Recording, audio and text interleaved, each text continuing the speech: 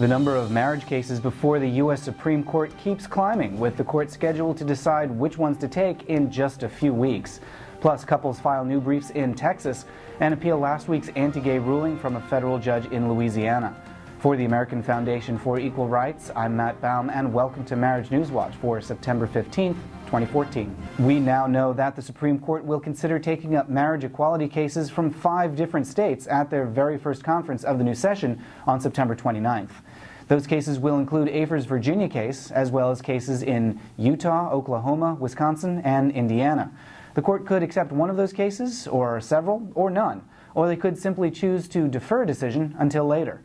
Each case poses slightly different issues, but most generally center around 3 questions: whether states are required to issue licenses to gay and lesbian couples, whether they're required to recognize licenses issued by other states, and what standard of review courts should use in cases pertaining to LGBT discrimination. Obviously, each of those issues will have a major national impact when the Supreme Court ultimately rules.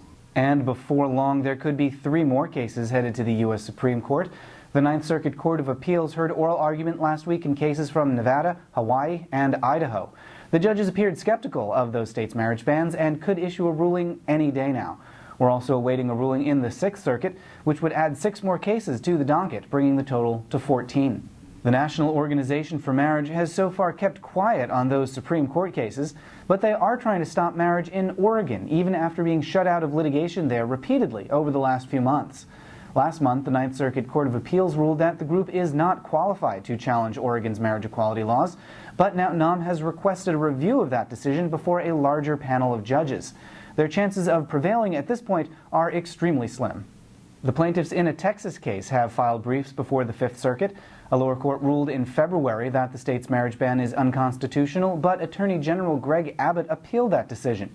Also in the Fifth Circuit, plaintiffs have appealed a ruling by a Louisiana judge that upheld that state's marriage ban. The Fifth Circuit hasn't scheduled oral argument yet and may simply wait until the Supreme Court issues a final decision.